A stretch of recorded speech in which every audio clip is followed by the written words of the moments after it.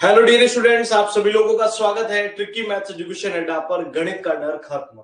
My dear students, आज हम discuss करने वाले हैं एसएससी जीडी में 2021 के नंबर सिस्टम टॉपिक से क्या क्या प्रश्न बन चुके हैं, उसका डिस्कशन डियर स्टूडेंट हम इस वीडियो सेशन में करने वाले हैं। तो मैं चाहूंगा कि एक बार सारे के सारे विद्यार्थी जल्दी से हमारे इस लाइव सेशन को ज्वाइन कर लीजिए, फिर हम लोग जो आगे का हमारा डिस्कशन है उसको हम लोग शुरू करते हैं। सभी को गुड मॉर्निंग, नमस्कार, जय हिंद। उम्मीद करता हूं आप सब लोगों की तैयारी बहुत शानदार तरीके से चल रही होगी। उसको हम आगे की ओर बढ़ाते हैं और हमारा डिस्कशन शुरू करते हैं।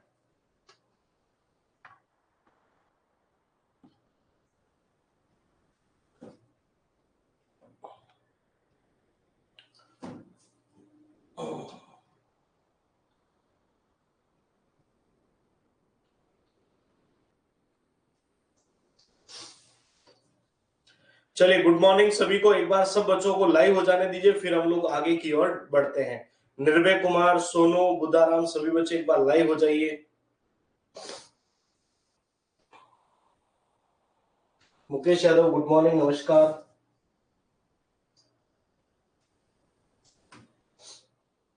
ओके, तो पहला प्रश्न आप सभी बच्चों के सामने आ चुका है कि दो धनात्मक संख्या 7:4 के अनुपात में उनके वर्गों के बीच अंतर 297 है, तो दोनों का योगफल क्या होगा। स्क्वायर के बीच जो डिफरेंस है ना माय डियर स्टूडेंट्स, वो हमें दिया हुआ है। तो सबसे पहले हम क्या करेंगे, ध्यान दीजिएगा। पहली ऐसे तो ये अनुपात और दोनों का कॉमन इक्वेशन है, ये 7:4 है। ए का मतलब यह अनुपात से है। फिर बोला इनके वर्गों का अंतर, 7 का स्क्वायर बोल दो 49, 49 ए स्क्वायर माइनस 4 का स्क्वायर 16 ए स्क्वायर बराबर 297। अब मुझे बताओ, मैंने 49 और 16 कैसे रखा, ये आपको समझ में आया। दोनों के वर्गों का जो अंतर है माय डियर स्टूडेंट्स, वो हमें गिवन है। ओके,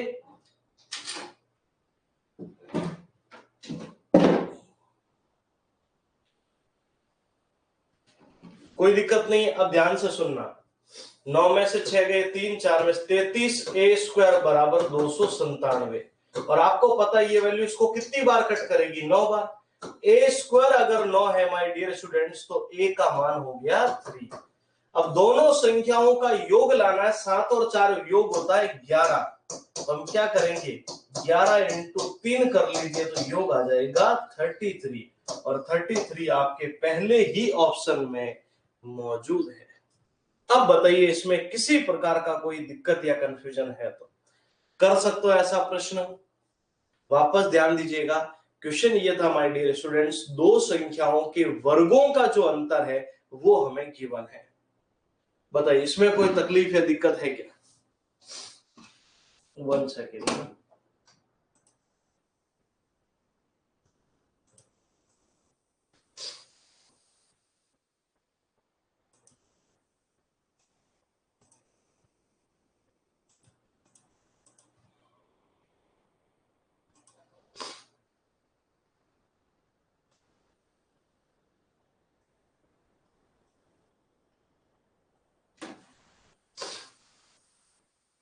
अगला क्वेश्चन, तब तक आप इसको तो इजी बता ही सकते हो। परसेंटेज को भिन्न में भिन्न दे रखी है, इसको परसेंटेज रख के अनुपात बताना, बस बटा 100 करना। चलो एक बार कोशिश करो तो एक छोटा सा प्रोसेस में कर देता हूं।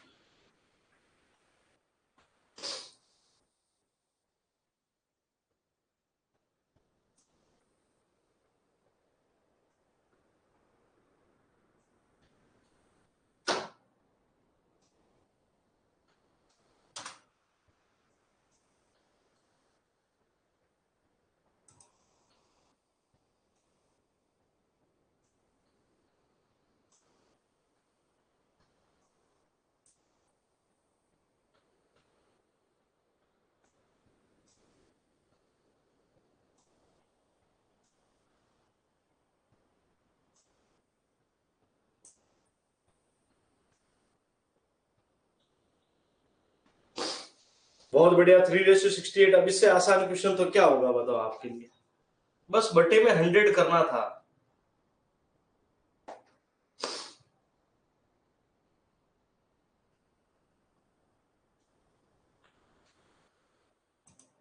एक सेकेंड बस।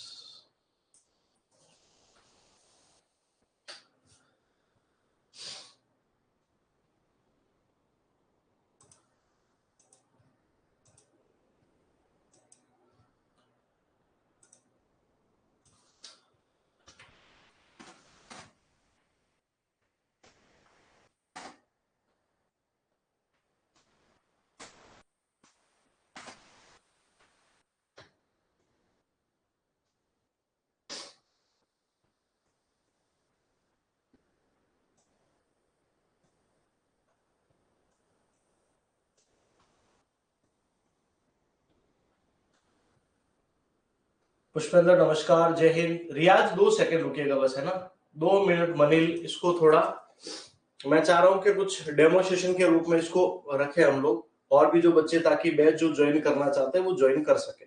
1 सेकंड के लिए बस ये हो गया प्रोसेस।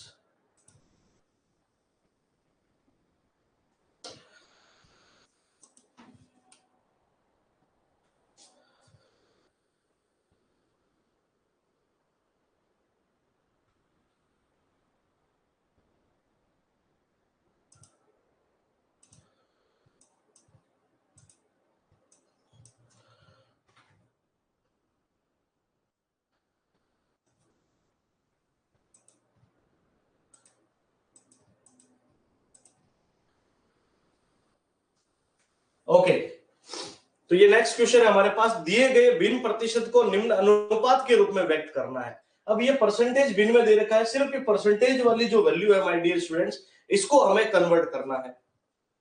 हाँ मनीष, उसके भी क्वेश्चंस आएंगे, निश्चित रहो। जितने भी क्वेश्चंस बचे हुए हैं ना, परसेंटेज के भी बचे हुए, अभी रेशियो के भी बचे हुए, तो निश्चित रहो 2021 के जो भी प्रश्न बचे वो सारे आएंगे। ओके, ओनली 30 ही क्वेश्चंस हुए, तो निश्चित रहो बाकी भी आएंगे। एक बार आपके लिए जितनी चीजें आ चुकी है आप उनको पढ़ना शुरू कीजिए। क्वेश्चन सारे कराने की जिम्मेदारी हमारी, आप बढ़िया से पढ़ते रहिए बस। ओके,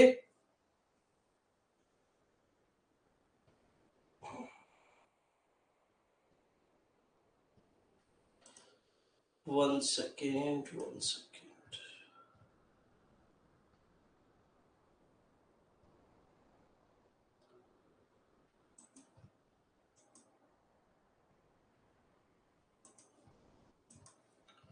ओके, तो सबसे पहले माय डियर स्टूडेंट्स इसमें हम क्या करेंगे, ध्यान दीजिएगा। फर्स्ट क्वेश्चन तो क्लियर हो चुका, बहुत अच्छा सा सवाल था, जिसमें कुछ नहीं, दो धनात्मक संख्याओं का अनुपात, वर्गों का अंतर। तो 7 का वर्ग 49, 4 का वर्ग 16, डिफरेंस टू 97। तो आप बताइए, भी 7 का स्क्वायर बना 33, ए स्क्वायर बराबर 297, ए स्क्वायर 9 है, तो ए का मान 3 आ गया। लास्ट में बोला कि दोनों का योगफल क्या होगा, तो आप बताइए, इनका योगफल हो जाएगा 33।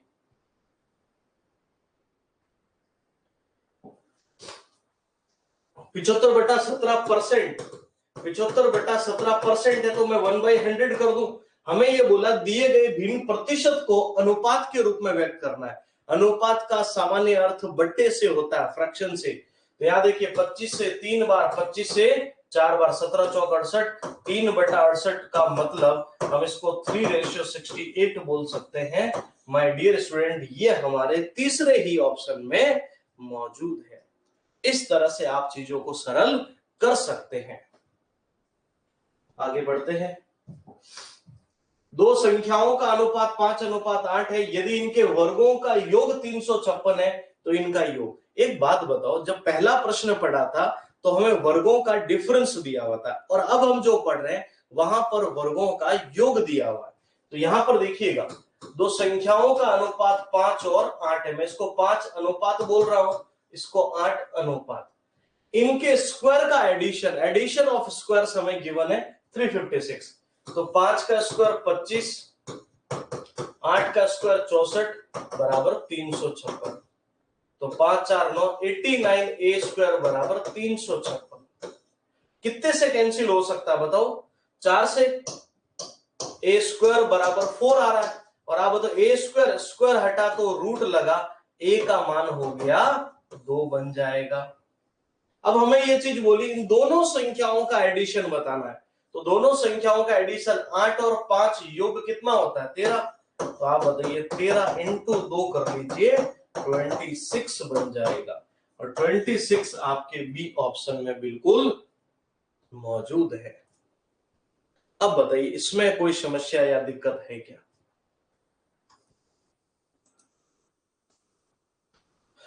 कर सकते हो ऐसा प्रश्न?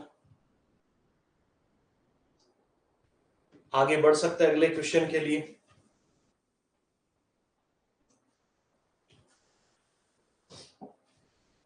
कल एज के जो हमने 21 वाले प्रश्न पढ़े हैं, आज हम नंबर सिस्टम आज से आगे परसेंटेज जो भी हमारे टॉपिक्स है उन सब के प्रीवियस ईयर जो क्वेश्चंस है वो डिस्कस करते रहेंगे।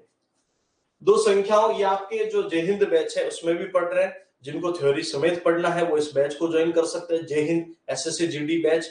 और जिनको सिर्फ प्रीवियस ईयर पढ़ना है तो वो ओल्ड इज गोल्ड का बैच है, उसको ज्वाइन कर सकता है, लेकिन उसमें सिर्फ और सिर्फ प्रीवियस ईयर क्वेश्चंस होंगे, थ्योरी टेस्ट वगैरह वो चीज में इंक्लूडेड नहीं है। दो संख्याओं का गुणनफल 19440 है, इनका मसप 18 है, तो ऐसे संभावित युग्मों की संख्या आपको पता करके बतानी है। तो सबसे पहले देखिए दो संख्याओं का गुणनफल, वैसे ये एलसीएम और एचसीएफ का सवाल है, हम उसमें कंटिन्यू कर सकते हैं। 19440 है और मान लीजिए एक संख्या 18a हो गई, दूसरी 18b हो गई, इनका गुणनफल कितना है 19440। तो 18 का या तो भाग दे दीजिए कितनी बार चला जाएगा, ऐसे संभावित युग्म कितने होंगे। 18 का भाग देखो, 18 एकम 18, एक बचा 0 8 1080, फिर 18 का भाग कितनी बार चला गया, ए बी की वैल्यू हो जाएगी 6 60 बार। अब 60 के ऐसे टुकड़े कीजिए जिनको गुणा करने पर 60 आ जाए और वो एक दूसरे के कॉमन फैक्टर ना हो। तो 60 के क्या क्या टुकड़े बनते हैं, 15 और 4, और कॉमन पहाड़े में भी नहीं आते, 20 और 3 ये भी पहाड़े में नहीं आते, और बोलो जिनको 10 और 6 तो आ जाएंगे। 10 और 6 कैसे, ये दोनों किसकी टेबल में आ जाते, कॉमन टेबल में नहीं आना चाहिए, तभी वो अभाज्य युग्म बनते हैं। और बताओ 15 चौक 60, 20 तिया 60, और कहां होता 12 इंटू 5 60, 12 और 5 हो जाएगा, गुणा करने पर तो 60 आ जाए। और बताओ कुछ संभव है क्या, 60 के तो यही फैक्टर बनते हैं, दूसरे कुछ बनते भी नहीं है। देखो 60 से ऐसे देख लो, 2 से 30, 2 से 15, 3 से 5, तो 15 4 हो चुका है, 3 6 दूनी 12 और 5 हो चुका है, और 5 दूनी 10 दूना 20 इंटू 3 हो चुका है। तो 3 युग्म बनेंगे। कितने युग्म संभव है, एक युग्म, दो युग्म, 3। अब 10 और 6 वाला क्यों नहीं लिया, क्योंकि उन दोनों का जो कॉमन फैक्टर है माय डियर स्टूडेंट वो 2 बनता है, तो इसलिए 10 और 6 वाला काम में नहीं आएगा।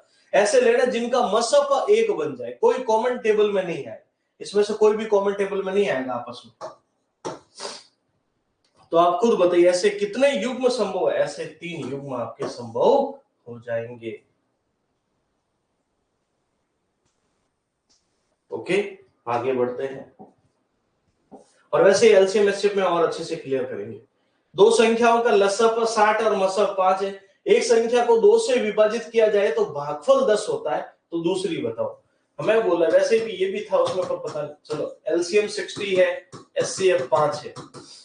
पहली संख्या कह रहे हैं कि जब 2 से भाग दिया तो 10 आ गई, तो इसका मतलब 10 इंटू 2 मूल संख्या कितनी होगी 20 रही होगी।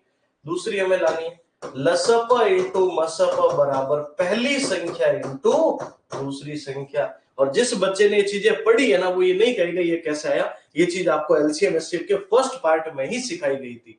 लसप इंटू मसप बराबर पहली इंटू दूसरी, क्योंकि एक छोटी सी बात याद रखना, गणित के कोई भी दो नंबर के लसप और मसप का गुणा उन दोनों नंबरों के गुणा के बराबर आता है। 20 से 60 3 बार, 5 इंटू 3 15 हो जाएगा, जो आपके बी ऑप्शन में बिल्कुल मौजूद है।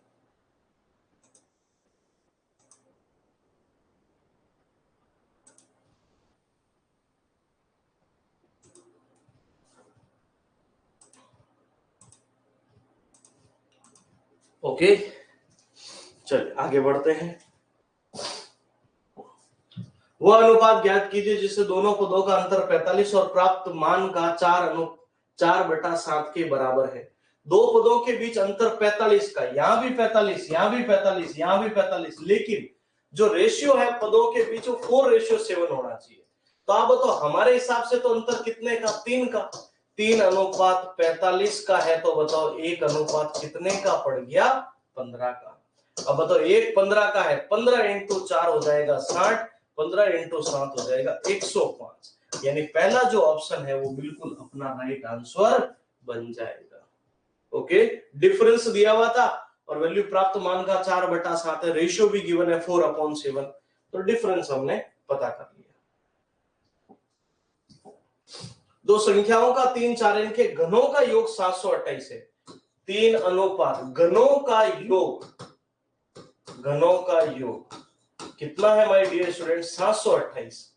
3 का क्यूब 27 a क्यूब, 4 का 64 a क्यूब बराबर 728, 7 4 11 8 1 9 91 a क्यूब बराबर 728। तो a क्यूब की वैल्यू कितनी बढ़ जाएगी, 81, कैसी नहीं, कितनी बार 8 बन जाएगी, 8 × 8 8 9 72, और क्यूब हटा तो क्यूब रूट लगा, और 8 किसका क्यूब होता है, 2 का।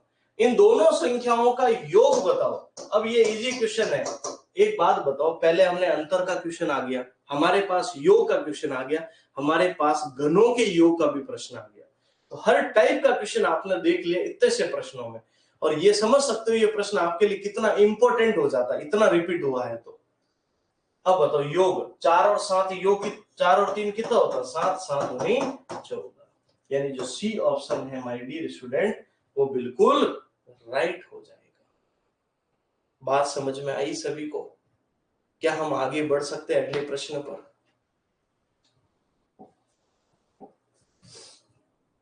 ये एक ऐसी संख्या है जो 3 से विभाज्य p + q का न्यूनतम मान क्या होगा, कम से कम मान क्या रख सकते हैं, 758p09q5।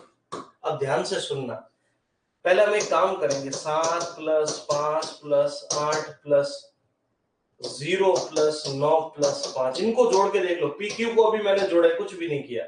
7 5 12 8 20 0 20 9 29 और 5, 29 और 5 होते 34।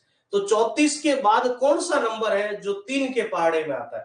34 से पहले 33 आता है, 33 के बाद 36। तो आप खुद बताना, 34 से अगर मुझे 36 जाना है तो मुझे 2 ही रखना पड़ेगा, और 2 के लिए P और Q का न्यूनतम मान मुझे कितना रखना पड़ेगा, इसकी जगह भी P की जगह भी 1 रख दो, इसकी जगह भी 1 रख दो, तो यहां से P का मान भी 1 और Q का मान भी 1 मिनिमम रखेंगे, तो P + Q 1 + 1 कितना हो जाएगा, 2। और जैसे 2 होगा देखना, 7 5 12 8 20 20 और 0 20 29 34 34 और 2 36 होते ही ये 3 से विभाज्य हो जाएगा। इसका मतलब P और Q का मान कितना बन जाएगा, 2 बन जाए। P + Q का बताना है ना, और पूछ ले P का कितना मान होगा और Q का कितना होगा, तब आप न्यूनतम मान 1 बताओगे। हमें तो दोनों का एडिशन बताना था। ओके, बहुत अच्छा सवाल है ये। अब ये उन्हीं को समझ में आएगा जिसने 3 की भाजकता पढ़ी हुई है।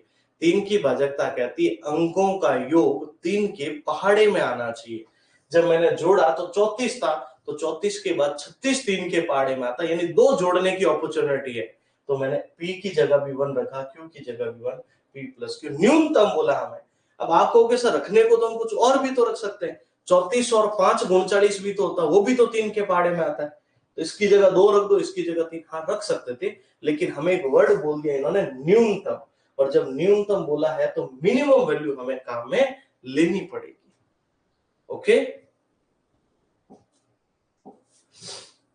दो संख्याओं में पहली दूसरी का 3/4 है, यदि दोनों के व्युत्क्रम पहली दूसरी की 3/4 है, पहली और दूसरी की 3/4 है, तो मैं कह सकता हूं 3:4 है। दोनों के व्युत्क्रमों का औसत 7/48 है, तो माय डियर स्टूडेंट्स, 2 के व्युत्क्रमों का औसत अगर 7/28 है ना, 7/48 है, तो योग कितना बनेगा, योग बन जाएगा, गुणा कर लो, 7 दूनी 14/48। और आप बताइए व्युत्क्रमों का योग क्या होता है, हमेशा ध्यान रखना जिन बच्चों को नहीं पता है, व्युत्क्रमों का योग, तो ये होता है योग बटा गुणनफल, योग बटा गुणा होता है। इसका मतलब ऐसी दो वैल्यू ढूंढिए, योग करने पर तो 48 आ जाए और योग करने पर तो 14 आ जाए और गुणा करने पर 48। तो इसका मतलब मैं यहीं से सोल्व कर लेता हूं। 3 और 4 मेरे हिसाब से तो योग 7 हुआ और क्वेश्चन के हिसाब से योग 14, तो 1 अनुपात बोलो 2 का। तो पहली संख्या 3 दूनी 6 हो जाएगी और दूसरी संख्या 4 दूनी 8 हो जाएगी। क्या पूछा मुझसे, पहली संख्या क्या होगी?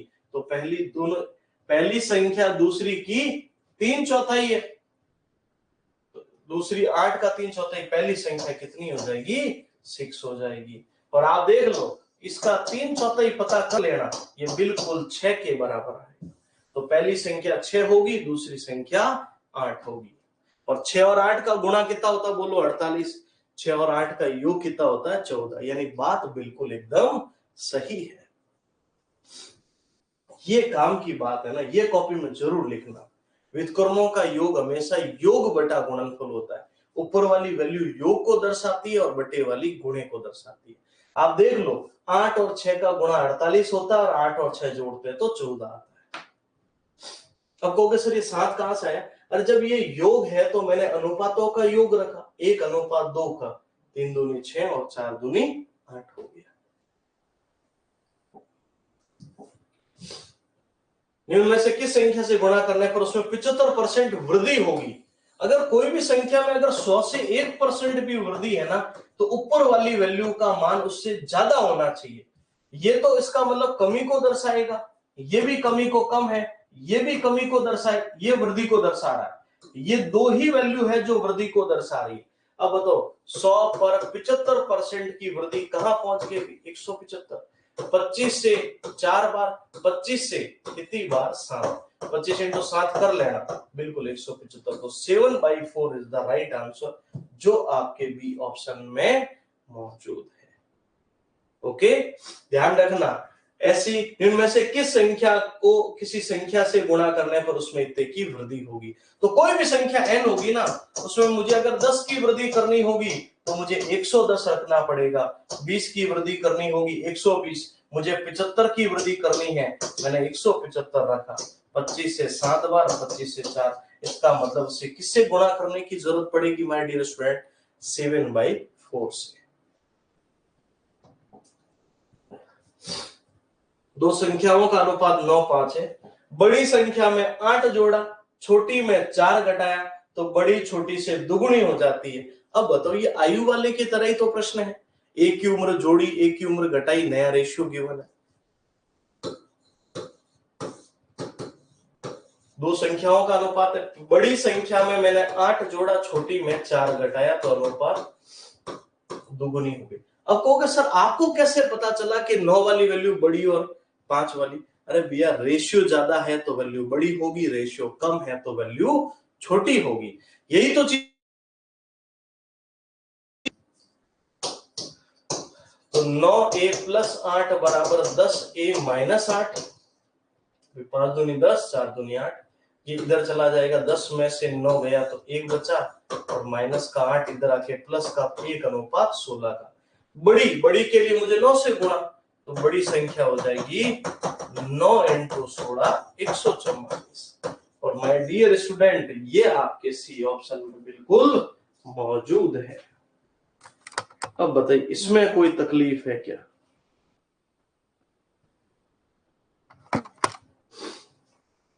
बहुत अच्छे से और इजीली आप सॉल्व कर पा रहे हैं। क्या हम आगे बढ़ सकते हैं बताइए? दो संख्या m और n का योग 84, अंतर 6 है। बहुत बढ़िया सवाल है। योग जो है वो तो 84 है और अंतर जो है माय डियर स्टूडेंट वो 6 है।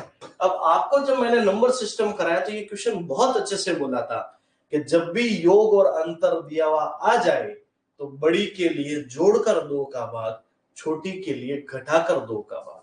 तो मुझे बड़ी संख्या m लानी होगी तो मैं जोड़कर 2 का भाग दूंगा, 90/2 यानी 45, 90/2। और छोटी लानी होगी तो मैं घटाकर 2 का भाग दूंगा, 78 में से 2 गए 39, एक हो गई 45 और एक हो गई 39, इनका रेशियो बताना है। 3 के पहाड़े में 15 बार, 3 के पहाड़े में 13 बार, 15:13 आपका राइट आंसर बन जाएगा। हाँ, ये क्लास बिल्कुल क्लास कंप्लीट होते ही आ जाएगी, निश्चित रहो, है ना। लाइव है तो रिकॉर्डेड भी आपके फोल्डर में जरूर आएगी, निश्चित रहिए। ओके,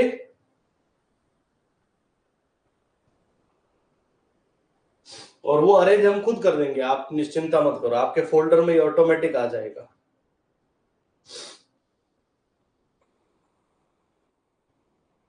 वापस देखना कैसे आया। बड़ी के लिए जोड़कर 2 का भाग 90 का आधा 45, छोटी के लिए 14 में से 6 गए 78 होगा, 78/2 तो 39 हो जाएगा। अरे आता तो 78 ही है, लेकिन 78/2 करोगे ना, 3 दूनी 6, 1 बचा 39, तो रिजल्ट तो 39 ही बनेगा। जोड़कर 2 का भाग और घटाकर 2 का भाग। ओके, आगे बढ़ते हैं। 8 और 14 मीटर लंबी 2 रस्सियों को समान लंबाई से काटा जा सकता, प्रत्येक टुकड़े की अधिकतम लंबाई।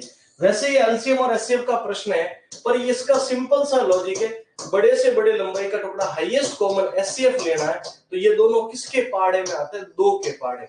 तो बड़े से बड़ा टुकड़ा कितने मीटर का ले सकते हैं हम? 2 मीटर का ले सकते हैं। अब कहोगे सर 4 का ले लोगे, 4 से ये तो कट जाएगा, पर 4 से ये कटेगा नहीं। 1 मीटर से तो 2 मीटर ज्यादा होता, हमें अधिकतम लेना। 6 मीटर वाले में दोनों ही नहीं कैंसिल होंगे, तो बचा कौन सा? 2 मीटर। ओके, इससे सरल तो क्या होगा। एक संख्या में 55 घटाने पर 80% रह जाती है, तो आप बताओ 100 से 80% रह गई, तो माय डियर स्टूडेंट कमी कितने की आई? 20% की। मैं तो कह रहा हूं 20% घटाया, जबकि आप तो कह रहे हो 55 घटा दिया, तो 1% बोलो, 55/20, और उसका उस संख्या का 4/5 कितना होगा? 4/5 वैसे 80% होता है। चलो कोई नहीं, तो पूरी संख्या कितनी हो जाएगी? डायरेक्ट 4/5 भी ला सकते हो। 100% का मान बोलो भी 55/20 इंटू 100, 20 से 5, 5 25, 275।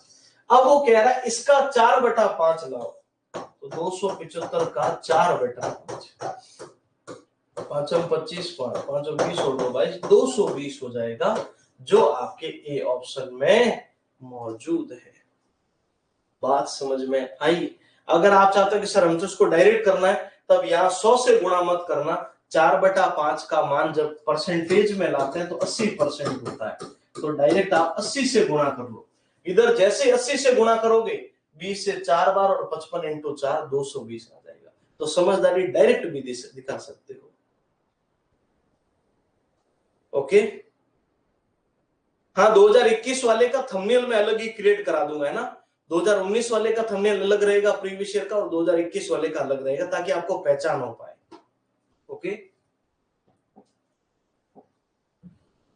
किसी संख्या का 62% दूसरी संख्या के 3/5 के बराबर है, तो पहली और दूसरी का अनुपात। आप सब लोग अगर पढ़ रहे हो और अगर आपको सेशंस बढ़िया लग रहे हैं कि अभी हर एक चीज है, तो आप जितने भी अपने साथी उनको जरूर सजेस्ट कीजिए, क्योंकि शानदार तरीके से आपके पास कंटेंट, क्योंकि देखो मैथ्स अच्छा कर लिया तो आपका सिलेक्शन 100% हो जाएगा।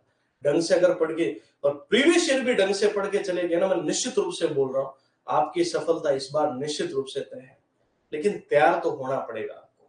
ओके, एक संख्या का 62% दूसरे के 5/, एक का 62% में 62/100 लिख दो, दूसरे के 3/5 के बराबर है, बराबर देखो, बराबर 2 से 31, 2 से 50, और देखो 5 से 50 कट रहा है 10 बार, ये उधर गुणा हो जाएगा। फर्स्ट इंटू 31 बराबर सेकेंड इंटू 10 तिया 30 हो गया। और मैंने आपको हमेशा एक चीज बोली है, जब भी ये गुणा में हो और बराबर का साइन आ जाए माय डियर स्टूडेंट, अनुपात में एक दूसरे के विपरीत होते हैं, तो ये हो जाएगा 30:31 विपरीत होंगे। और विपरीत का मतलब 30:31। पहला ही ऑप्शन जो है वो आपके पास 31-30 भी आएगा तो खुश होकर ये उत्तर मत कर देना। अभी ये तो गुणा में है, ये अनुपात में थोड़ी है, अनुपात में तो अब हम लेकर आए।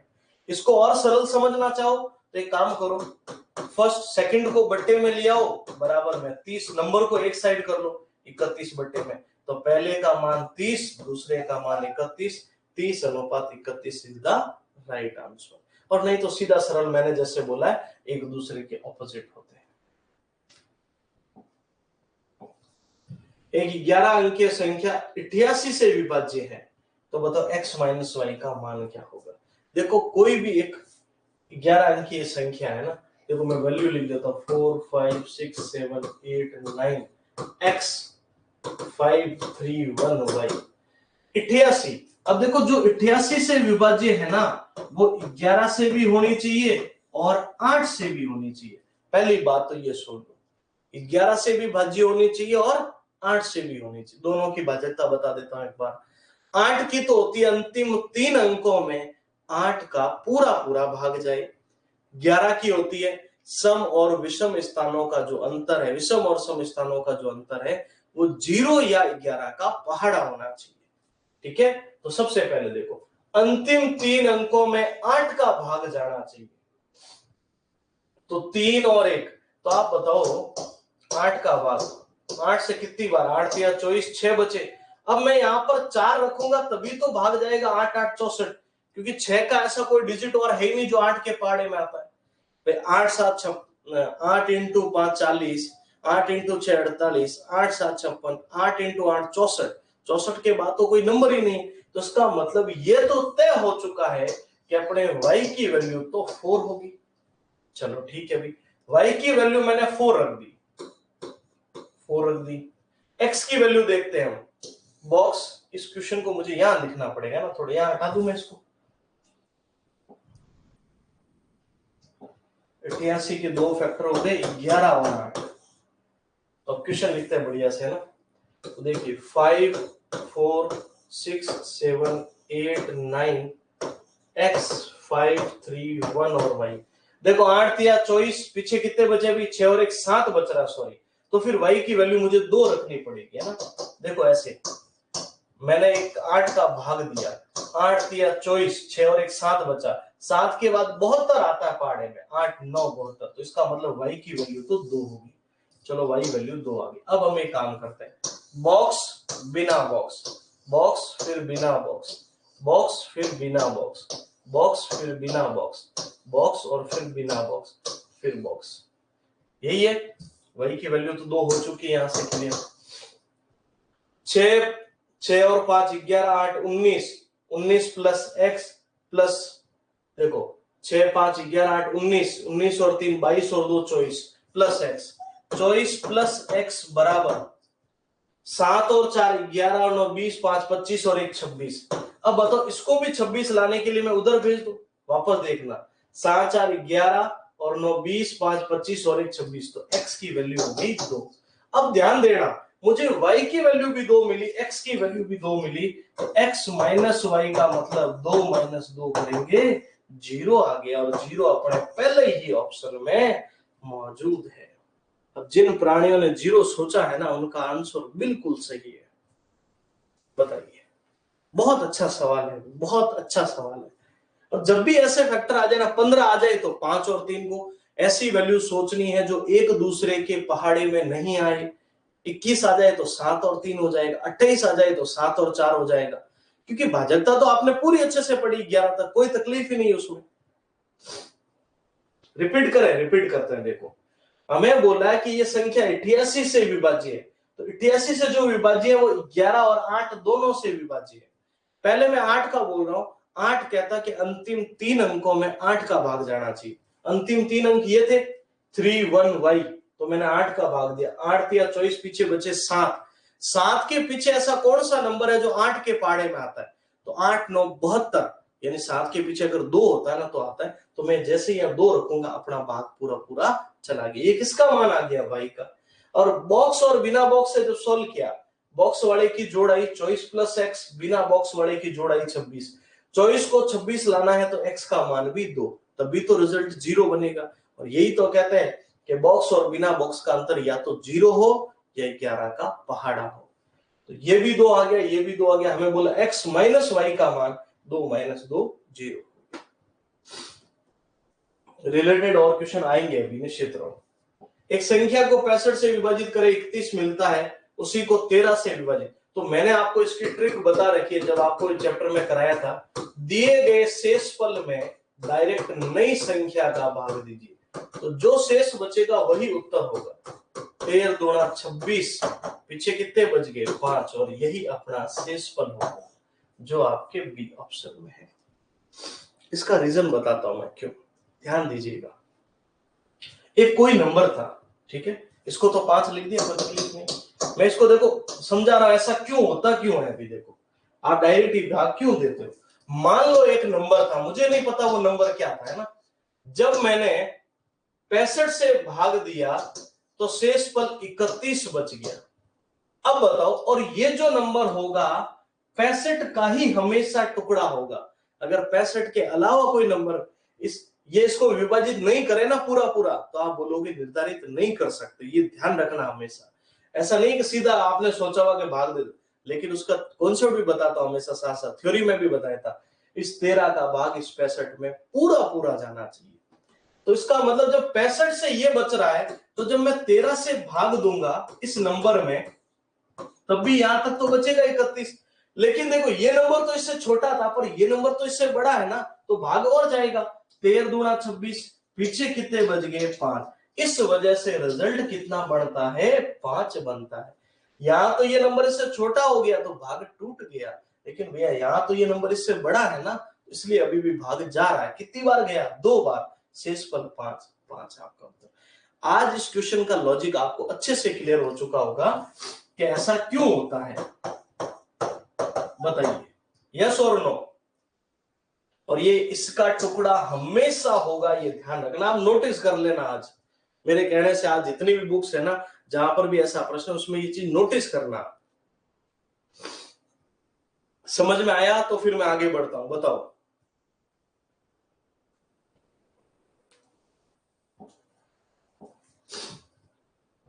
x और y का अंतर x के 25% के बराबर है। x और y का जो अंतर है x के 25% के बराबर। तो देखो 25 से कम 25, 25 से 4, ये 4 उधर गुणा होगा। 4x माइनस 4y बराबर x, ये उधर चला जाएगा। 4x माइनस x बराबर में इधर आ जाएगा, ये हो गया 4y। 4 में से x गया, 3x बराबर 4y। और मैंने आपको बोला फिर बोला y का मान 15 है, तो y की वैल्यू यहाँ रख सकते हैं, y बराबर तो 15 है ही, यहाँ रख दो 15 चौक 60। भाई y का मान मैंने रखा 15 चौक 60, तो x की वैल्यू आ जाएगी 20, और 20 आपके पहले ही ऑप्शन में मौजूद है।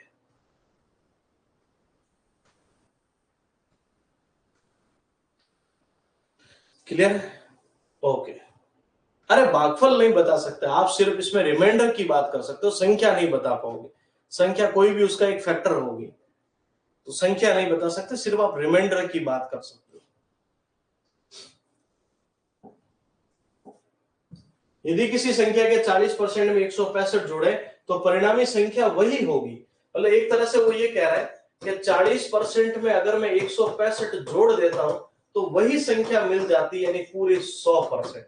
आज के बाद ये चीज ध्यान रख लो, बोल देना आपको कि वही संख्या मिल गई, वापस पुनः प्राप्त हो गई, तो उसका मतलब वो 100% की बात कर रहा है। तो यहां से 60% किसके बराबर 165, तो 1% 165 बटा 60। 5 से 5 दिया 15, 33, और 5 से 12, 3 से 11, 3 से 4, और 1% ये है, तो 100%। 11 बटा 4 इंटू 100, 11 इंटू 5 55, 5 22 और 5 27, 275 आपका राइट आंसर बन जाएगा। क्लियर है? वापस ध्यान देना, 40% में 165 जोड़ा तो परिणामी संख्या वही प्राप्त होती है, यानी 40% में 165 जोड़ते तो 100% मिल जाता है। हमारे हिसाब से तो 60 जोड़ा, क्वेश्चन कह रहा है 165 जोड़ा, 1% 11 बटा 4 का और 100% 275 का। 60 कहां से है? ये दोनों के बीच का अंतर है। भाई वो कह रहा है मैंने 165 जोड़ा, जबकि हमें दिख रहा है कि 40 से 100 होने में 60 जोड़े हैं। अब तो क्लियर हुआ मनील? बताइए। ये क्या है, हमारे हिसाब से अंकों का अंतर 165, परसेंट का अंतर 60 का।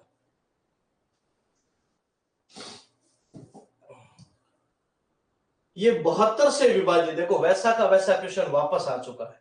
जो नंबर 72 से विभाज्य है वो किससे विभाज्य होना चाहिए बताओ, 8 और 9 से विभाज्य होना चाहिए। अब आप तो कह दोगे चलो सर 12 और 6 भी तो बहुत होते, लेकिन वो कॉमन टेबल में आते हैं। वैसे 18 और 4 भी होते, लेकिन 18 और 4 दो की टेबल में आते। ऐसी वैल्यू जो एक दूसरे की टेबल में नहीं आती है या किसी भी कॉमन टेबल में भी नहीं आनी चाहिए। तो 8 और 9, तो वैल्यू देखिए 1 2 3 8 9 x 6 3 7 8 y। तो ये तो तय है कि मुझे सबसे पहले तो यहाँ 8 का भाग देना पड़ेगा। तो देखो 8 9 72, 6 बचे, तो 6 के बाद क्या रखूं, तो y से 64 ही तो आता है। इसका मतलब y की 8 × 8 64 के लिए y की वैल्यू मुझे 4 रखनी पड़ेगी। ये बात तो क्लियर हो चुकी है। 6 3 7 8 y में y की वैल्यू हमने क्लियर कर ली 4। ठीक है, y की वैल्यू हो जाएगी 4। अब हम इस वैल्यू को वापस रखते हैं, 1 2 3 8 9 x 6 3 7 8, अब 4 रखना पड़ेगा y की जगह। अब देखो बॉक्स बिना बॉक्स फिर बॉक्स, ऐसे करना पड़ेगा। तो चलिए 3 1 4 9 4 13 6 19 19 और 7 26 4 30 बराबर में 8 और 2 10 प्लस x 13 13 और 8 बोलो 21 x प्लस 21। अब बताओ x की वैल्यू लाने, इसको उधर भेजेंगे, x का मान हो गया 9। तो हमें x भी मिल चुका है, हमें y भी मिल चुका है, हमें बोला है root of 7x plus 7y।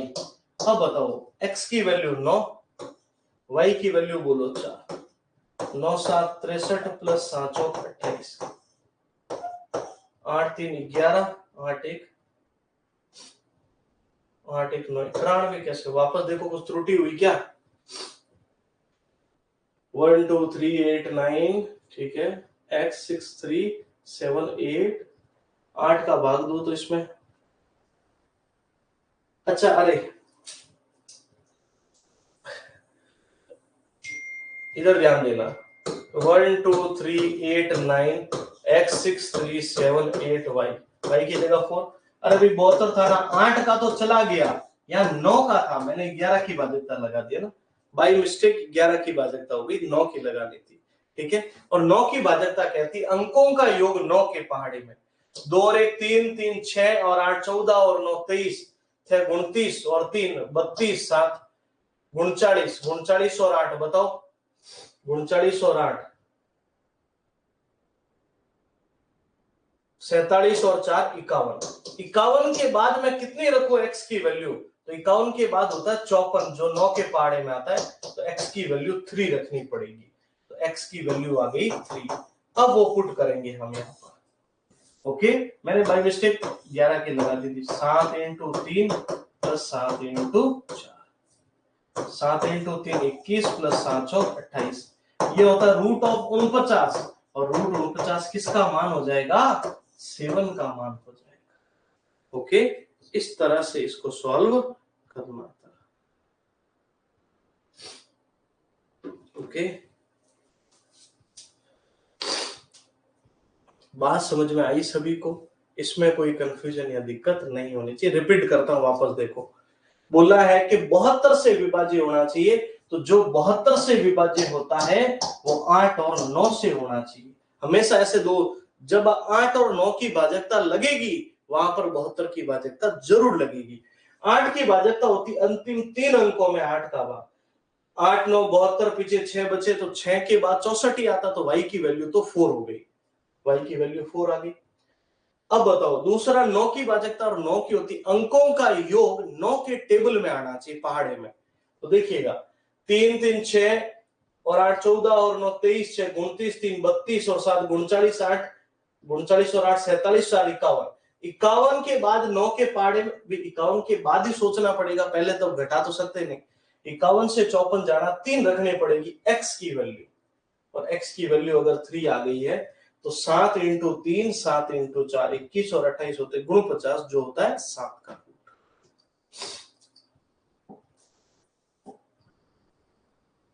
चलिए, एक संख्या का 1/7 दूसरी के 2/5 के बराबर है। एक का 1/7 दूसरी के 2/5 के बराबर, अनुपाती तो लाना है। चलो वज्र गुणा कर लो, फर्स्ट इंटू 5 बराबर 7 दूनी 14। और मैंने हमेशा बोल रखा है कि अब ये रेशियो में ऑपोजिट हो जाएंगे, 14:5, जो आपके पहले ही ऑप्शन में मौजूद। और ये क्वेश्चन भी आपके रिपीट हो रहा, ध्यान रखना। क्लियर है, बात समझ में आई होगी।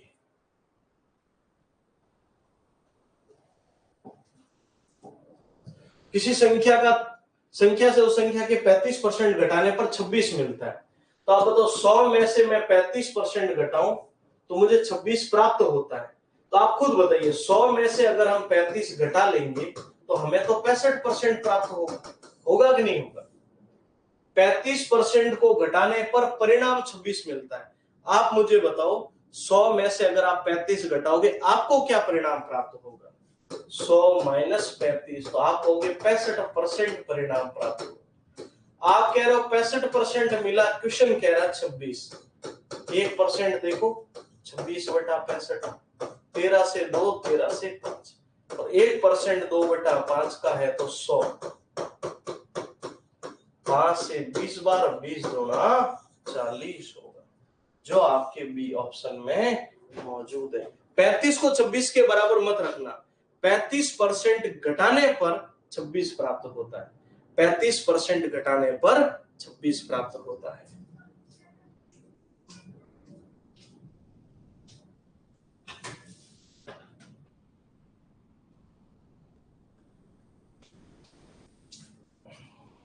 ओके, बढ़ते हैं आगे। एक संख्या का 3/5 54 है, तो उसका 2/, देखो 3/5 भाग अगर 54 है तो कुल भाग कैसे पता करोगे? कुल के लिए 54 इंटू 5/3, 3 से 18 बार 18 इंटू 5, कुल हो गई 90। अब कह रहे 90 का 2/9, 90 का 2/9, 9 से 10 बार 10 दूना 20 होगी, जो आपके बी ऑप्शन में मौजूद है। इसको मैं सरल तरीके से एक और बता सकता हूं, अगर आपको कॉन्सेप्ट क्लियर हो जाए तो। भाई 3/5 का मतलब क्या होता है? 5 में से 3 लोगों की बात चल रही है, और 3 अगर 54 के आते हैं तो 1 18 का आएगा, और 1 18 का तो 5 आ जाएंगे 90 के, और 5 अगर 90 के आते हैं तो 2/9 हो जाएगा 20 का, 90 का 2/9। बोर्ड मास में बी किसके लिए प्रयुक्त होता है? पता ही आपको, बोर्ड मास में बी किसके लिए प्रयुक्त होता है? जल्दी से बताओ, ब्रैकेट के लिए। अब ये भी सवाल बना हुआ, देख लो आपको एग्जाम में, बिल्कुल ऐसा कैसा छपा हुआ है। 14 दिसंबर 2021 की शिफ्ट 3 में ये क्वेश्चन आया था। सबसे पहले वी बोर्ड मास, वी का मतलब भी याद रखना, रेखा बंधने से होता है, ठीक है, वर्निकुलर ऐसे कुछ उसको बोलते हैं। और फिर BODMAS of divide, multiple, addition और सब्ट्रैक्शन। ओके, आगे बढ़ते हैं। एक संख्या दूसरी से 3 गुणी और मसफ 8 है। एक संख्या दूसरी से 3 गुणी है, 3:1, और इनका मसफ 8 है। और आप सभी बच्चों को पता, जिसको मसफ पता है उसको पहाड़ा पता है कि भैया मुझे पहाड़ा 8 का चलाना है, और 8 का पहाड़ा कितनी बार चलाना है वो रेशियो से पता चलता है। तो इसका मतलब पहली संख्या 3 × 8 24 होगी, और दूसरी संख्या 1 × 8 8 होगी। फिर बोल रहे हैं इनके वर्गों का योग बताओ, तो 24 का स्क्वायर प्लस 8 का स्क्वायर, 24 का स्क्वायर 576, 8 का स्क्वायर 64, 6 4 10, 13 1 14, हासिल 1 5 640, और 640 आपके बी ऑप्शन में मौजूद है। क्लियर है? वापस ध्यान देना, दो संख्या में बोला पहली दूसरी से 3 गुणा है, 3:1, बोलते 10 गुणा है, 10:1 होता। मसफ 8 है तो 8 × 24, 8 एकम 8, तो 24 का स्क्वायर 576, 8 का स्क्वायर 64, 640। आगे बढ़ते हैं। यदि पूर्णांक की संख्या 3 5 10 से विभाज्य है, 3, 5, 10 से विभाज्य है, तो एलसीएम क्या बना माय डियर स्टूडेंट, 15 और 10 का 30 बन गया। तो इन सभी संख्याओं में विभाज्य अगला बड़ा पूर्णांक ज्ञात करो। यानी अब जो विभाज्य होगा 30 ना कोई गुणनखंड होगा, पूर्णांक के इन सबसे विभाज्य है, तो 30 का कोई गुणज होगा। तो आप बताना 30 प्लस 10 40 होता, नहीं होगा। 30 और 2 32 नहीं होगा। 30 और 20 50, लेकिन 30 का दुगुना जब 30 में भाग जा रहा है तो 60 में भी जाएगा, 90 से भी जाएगा, 180 से भी। इस प्रकार उनसे विभाजित होता रहेगा। इसका मतलब 2k is the right answer. Okay, तो अगला बड़ा पूर्णांक क्या होगा? मान लो मैं ये कह रहा हूं वो नंबर 60 था जो इन तीनों से विभाज्य होता, तो 60 हुआ है तो 120 भी होगा, 180 भी होगा, 240 भी होगा। तो ये होता है k, ये 2k, ये 3k, ये 4k, ऐसे चलता रहेगा। ओके, आगे बढ़ते हैं।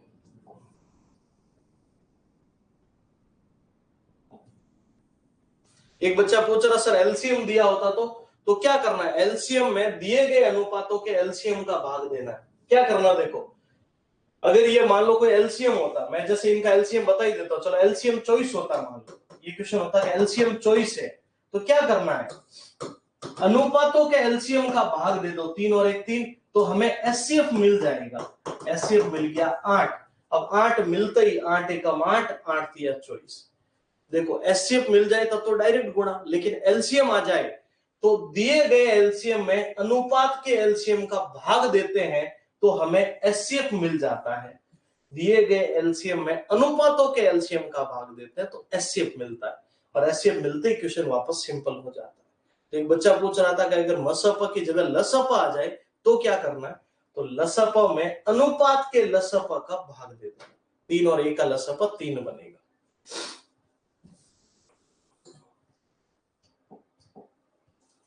चलिए अगला क्वेश्चन देखो। दो संख्या x और y का अंतर 350 का है। x माइनस वाई बराबर 350। x का 9.5%,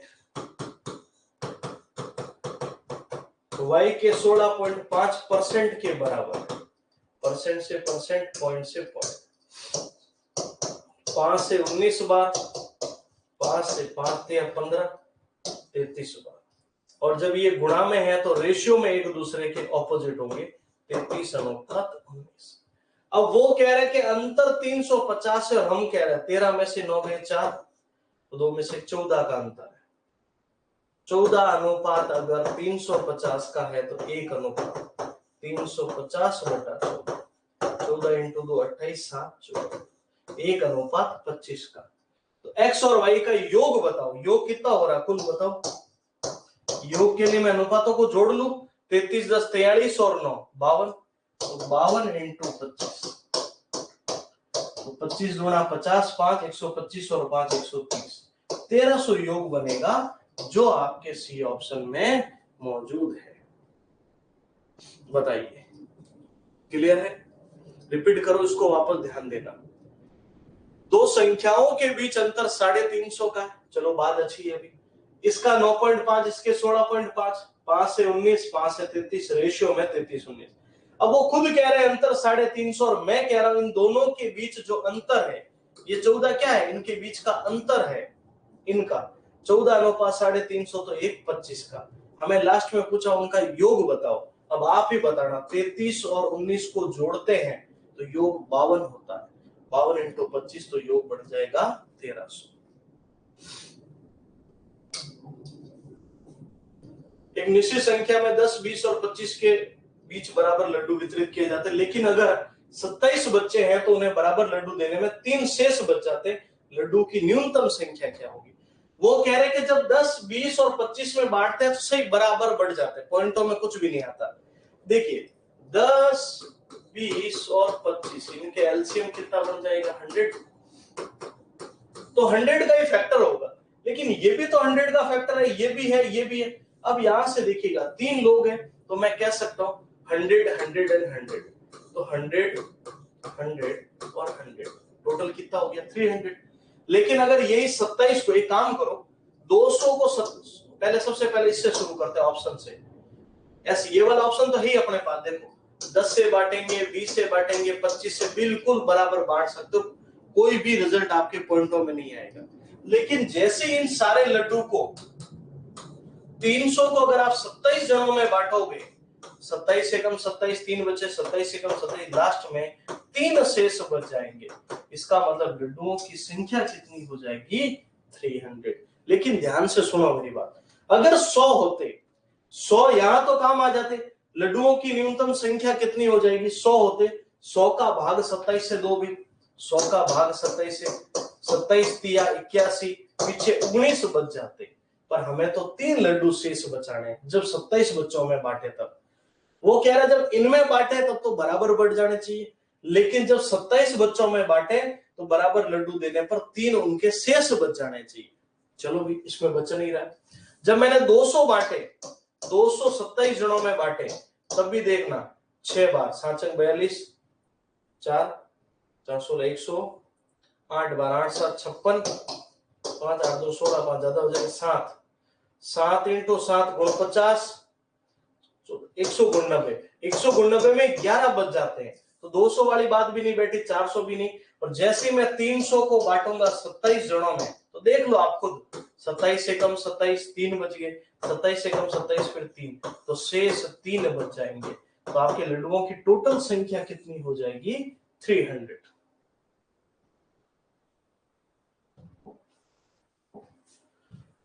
यदि 7 अंकों की एक संख्या 5 7 8 2 P9 11 से पूर्णतः विभाजित है, तो चलो 5 7 2 8 2 P9 11 से विभाजित, और 11 में याद है बॉक्स, बिना बॉक्स, ऐसे करते हैं। 5 2 7 2 9 9 18 बराबर 8 7 15 प्लस P। अब बताओ, इसको भी 18 लाना है तो P की वैल्यू कितनी हो जाएगी? P की वैल्यू 3 हो जाएगी। हमें बोला 11 माइनस P का मान बताओ, तो 11 माइनस P, 11 में से 3 गया तो P का मान कितना? 11 में से 3 गया 8 हो जाएगा, जो आपके बी ऑप्शन में मौजूद है। क्लियर है? 8 इज द राइट आंसर। आगे बढ़ सकते हैं, बताइए। 11 की भाज्यता पता है ना, बॉक्स और बिना बॉक्स का अंतर 0 होना चाहिए। तो बॉक्स वाले की जोड़ बनी 18, बिना बॉक्स वाले में देखो 7 और 8 15 और प्लस P, प्लस उधर चला जाएगा तो 3 बच गया। P की वैल्यू 3 है, तो हमें बोला 11 माइनस P का मान कितना होगा? 11 में से 3 गया तो 8 बन जाएगा। ओके,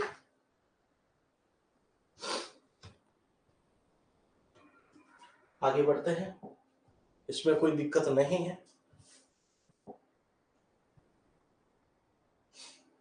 अगला क्वेश्चन देखो, एक स्कूल ऑडिटोरियम में यदि शिक्षक प्रत्येक पंक्ति में, ये बहुत अच्छा सवाल है, कि 16 विद्यार्थी रखता है तो 14 विद्यार्थी बच जाते हैं, 24 विद्यार्थी रखते हैं तो 22 बच जाते हैं। वो क्या है देखो, जब 16 विद्यार्थी रखते हैं तो 14 स्टूडेंट बच जाते हैं, 24 विद्यार्थी रखते हैं तो 22 स्टूडेंट बच जाते हैं, 25 विद्यार्थी रखते हैं तो 23 स्टूडेंट बच जाते हैं, और 30 विद्यार्थी रखते हैं तो 28 स्टूडेंट बच जाते हैं। पहले बताओ, इसमें किसी प्रकार का कोई कंफ्यूजन है क्या?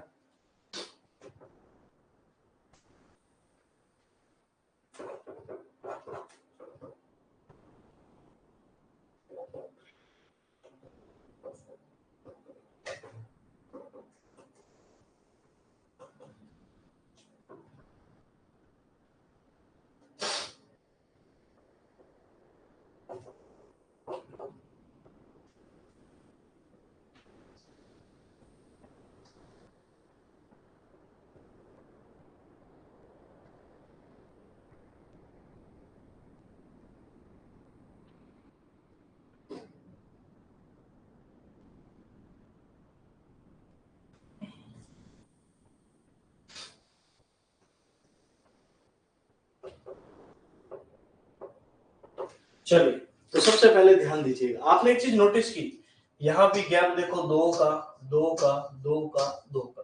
तो सबसे पहला काम इन सबको अरेंज करना है, तो इनका एलसीएम लेना पड़ेगा, 16, 24, 25, 30 का। वो ओके, जैसे एलसीएम लेंगे माय डियर स्टूडेंट, एलसीएम कितना बन गया 1200। हर बार यहाँ पर 2 विद्यार्थी का गैप रह रहा है तो हमें क्या करना पड़ेगा, 1200 में से ये 2 घटाना पड़ेगा, और एचसीएफ होता तो जोड़ लेते। 1198, 1198 आपके ए ऑप्शन में बिल्कुल मौजूद हो जाएगा, पर ये एलसीएम हमें लेना पड़ेगा, सिंपल प्रोसेस है बस। अब एक काम करना, 16 का भाग देना, 14 विद्यार्थी बचेंगे, 24 को जमाओगे 22 विद्यार्थी बचेंगे। बोलिए इसको प्रूव करके देख लो, जैसे 1198 में 24 का भाग दो तो 22 विद्यार्थी बचने चाहिए। 24 इंटू 4 96, 119 में से 96 गया 238। अब 24 का भाग कितनी बार चला जा सकता है, 9 बार देख लो, 9 चौक 36, 3 18 3 21 216। तो 8 में से 6 गए 2, 3 में से 1, तो 22 विद्यार्थी बचे कि नहीं बचे। तो हर बार ये चीज वेरीफाई होगी। तो सबसे पहले क्या करना, सारी वैल्यू, जितने वैल्यू, इन सबको हमें बोलना ना डिस्ट्रीब्यूट करना है, तो इन सब का एलसीएम लेना पड़ेगा। एलसीएम बना 1200, और हर बार ये गैप देखिए इक्वल डिफरेंस, उसको घटाना पड़ेगा, तो बन गया 1198।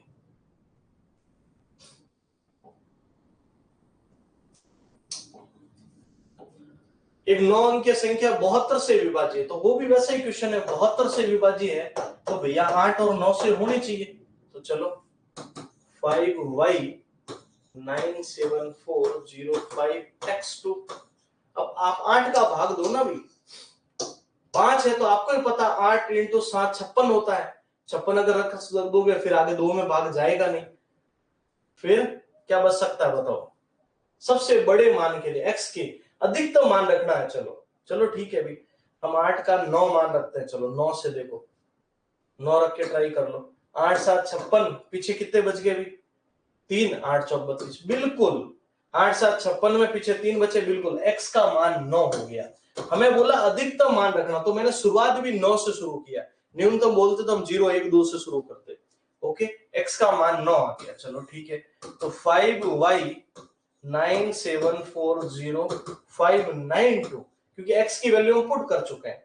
अब हमें बोला दूसरी वैल्यू 8 से तो चली गई, अब 9 से, तो देखो 9 और 5 14, 7 21 4, देखो 9 और 5 14 और 7 21 और 4 25 और 5 30, क्योंकि 0 है, 30 और 9 39 और 2 41, 41 के बाद क्या आता बोलो 45। इसका मतलब y की वैल्यू तो 4 हो गई, x का मान, तो यहां से y की वैल्यू हो गई 4। तो y अगर हमें मिल चुका तो हमें बोला x माइनस 2y, तो 9 माइनस x माइनस 2y का मतलब 9 माइनस 2y, y की वैल्यू 4 है, 2 इंटू 4, तो कितना हो जाएगा 9 माइनस 8 कर लोगे रिजल्ट 1 बनेगा, और 1 आपके पहले ही ऑप्शन में मौजूद है। ओके, इस तरह से इसको हल कर सकते हैं।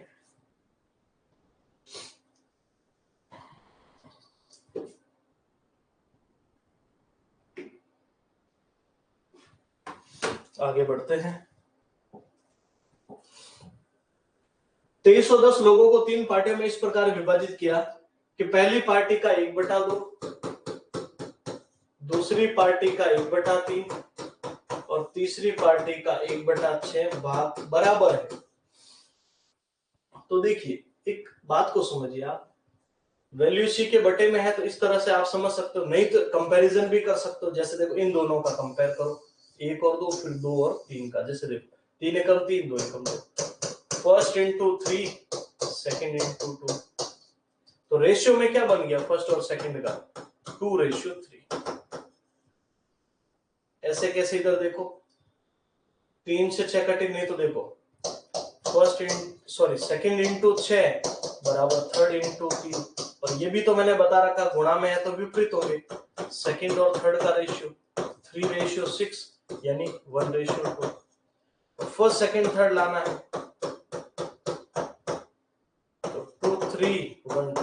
एक तो ये ज्यादा कैलकुलेटिव बन जाएगा, लेकिन अगर इसको डायरेक्ट सोल्व करना चाहते हो तो जब वैल्यू इसी के बटे में है तो एक तरह से ये मान जो होगा इसको रिवर्स कर सकते हो आप डायरेक्ट, तो 2:3:5 डायरेक्ट जो वैल्यू बन जाएगी आपकी वो यही बन जाएगी, 2:3:6 बन जाएगी अगर इसी के बटे में डायरेक्ट आ जाए। पहले के बटे में 2, दूसरे के बटे में 3, तीसरे के बटे में 6।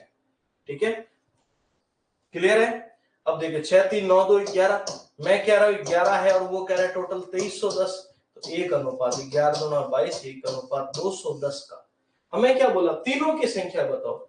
21 दूना 42 420, 21 तिया 63 630, 21 इंटू 6 1260, तो ये रिजल्ट बन जाएगा 420 630 1260।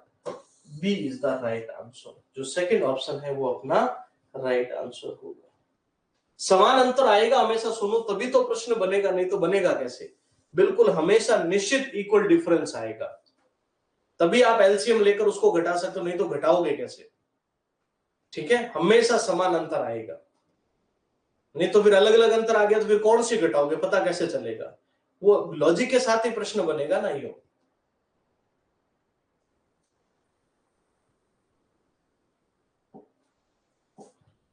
1 से 40 तक में 1 या 9 अंक आने वाली संख्याओं का प्रतिशत, 1 से 40 में 1 या 9 कहां कहां पर आता है, 1 पर, फिर बोलो 9 11 19 21 29 31 39, कितने हो गए, 2 4 6 और 8।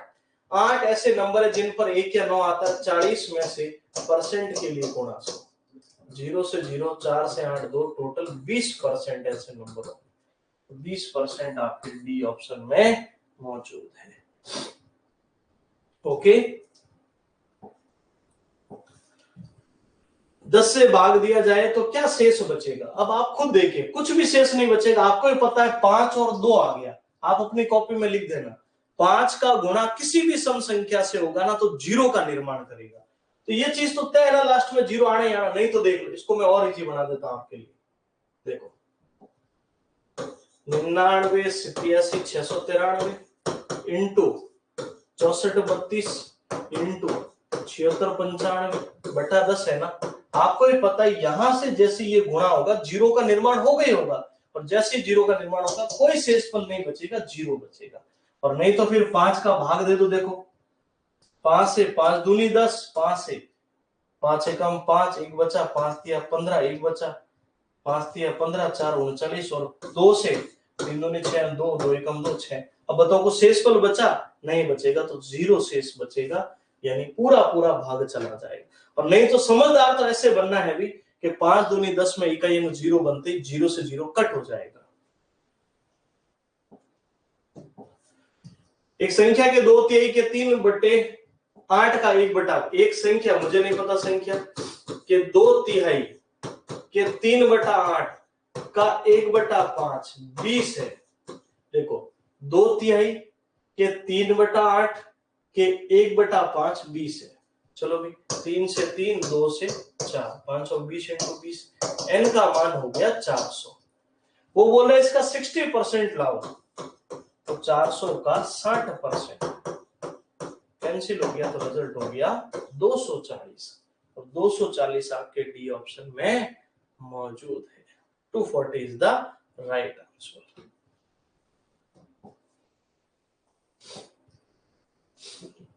सीना के पास 4 पौधे हैं।